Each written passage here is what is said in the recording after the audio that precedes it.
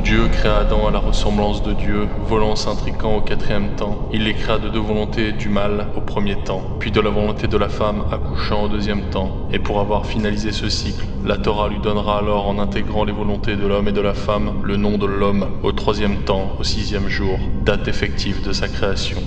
Par la suite, les descendants de Adam révéleront qu'il donnera comme Dieu sa propre image à son fils Seth, et que dès lors Seth est lui aussi un Dieu, comme une trinité du Père, du Fils réunis par l'Esprit insufflé de Dieu. Et l'on commence donc les premiers détails des descendants allant de Adam, qui eut 3 fils nommés aux diverses signatures. Abel, le rabaissé tué, Caïn le maudit, Seth de la mythologie égyptienne, jusqu'à 3 fils de Noé, Sam, d'un peuple élu par Dieu, mais donné aux mains des humains, Cham le maudit, Japheth de la mythologie grecque. Ainsi, dans un premier temps, analysant les noms de chaque patriarche, nous constatons qu'ils ont tous un sens avec l'histoire et font référence à la lecture métaphorique de la création. Au premier jour par Enoch en humain, car après avoir créé la terre et les cieux, dans le but de faire, le dieu Seth comme un père amena d'abord le désordre de l'enfer, dès le premier jour sur terre, par le symbole des humains qui marcheront sur l'horizontalité de la terre d'ouest vers l'est.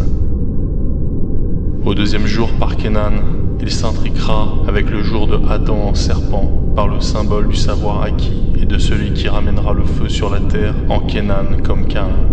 Au troisième jour par Mahalel, après avoir enflammé la terre, il deviendra malade, incapable d'arrêter l'embrasement du savoir, car sachant qu'il est nécessaire l'effacement du premier temps par l'eau du déluge. Au quatrième jour par Yared, comme un esprit de Dieu qui vient s'incarner en l'homme en descendant sur la verticalité du ciel jusqu'à la terre, ramène sa présence en Christ. Au cinquième jour par Enoch, l'éduqué et l'instruit, comme peut-être le Satan et le démon du cinquième jour, ramènera de nouveau le savoir sur terre. Il marchera alors 300 ans pour 3 jours, d'est vers l'ouest, jusqu'à reprendre alors lui aussi la tribu de Canaan pour Caïn.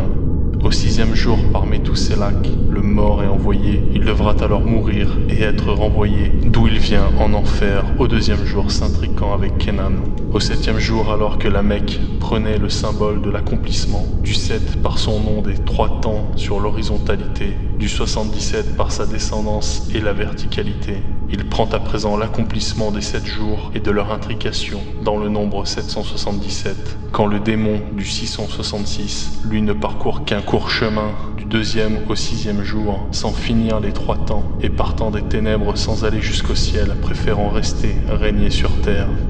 Alors que la structure des descendants reprend celle de la Ménorah, entourée par les 2 pères de 3 fils, certains nombres révèlent directement des indices, commençant par le nombre de 65 années que vécurent Mahalalel et Enoch avant d'avoir des fils, révélant autour du 4e jour les 2 destructions du déluge par l'eau au 3e jour et de l'apocalypse par le feu au 5e jour. Et alors que les chiffres 1, 8 et 9 sont des symboles appliqués à la lecture métaphorique, le 1 symbole d'unité au commencement, le 8 symbole par l'envol depuis le ciel d'intrication,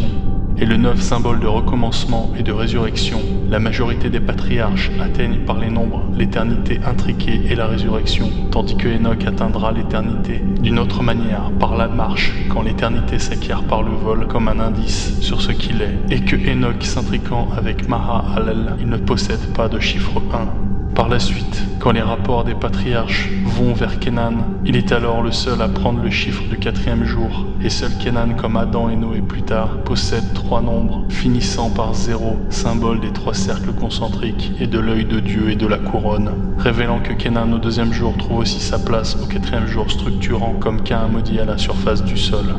Adam comme Yared vécurent tous deux 800 ans pour le 8e jour, au-dessus du 4e jour, symbole de l'Esprit de Dieu, le Père descendant en Christ comme un Fils de Dieu. Et alors que les noms et les nombres révèlent des indices directs pour définir un chandelier à 7 branches, la soustraction des âges des 10 patriarches mentionnés par les résultats positifs ou négatifs révèlent aussi des indices indirects d'un chandelier à 8 branches plus une. Soustrayant les âges, donnés les uns à côté des autres, donnant à Enoch un âge infini de par la particularité de sa mission, l'on découvre que les résultats positifs et négatifs révèlent les principes métaphoriques de l'Anoukia, allant alors de l'ouest vers l'est, comme le passé mène au futur, et que la première lumière à l'est, comme le symbole du renouveau de Noé, est le symbole du savoir qu'il a dû préserver malgré le déluge, comme la flamme de l'est qui éclaire le commencement, et ensuite le premier jour à l'ouest. Alors, la 2e et 7e flamme s'intriquent par un résultat positif et 2 résultats négatifs. La troisième et sixième flamme s'intriquent par 2 résultats positifs et 1 résultat négatif. Mais la quatrième et cinquième flamme s'opposent comme s'opposent la première et la huitième flamme, comme s'opposent l'Est et l'Ouest, le jour et la nuit, et comme s'opposent les 2 destructions. Et l'ensemble forment alors sur les 8 branches un équilibre parfait,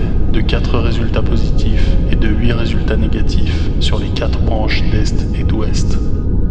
Et calculant par Genèse 5 le sens spécifique des noms et des nombres de la Torah, désignant chacun des espaces comme des savoirs de chaque flamme de la création. Pourquoi vous aurait-on caché les chandeliers, leur structure et leur fonction ?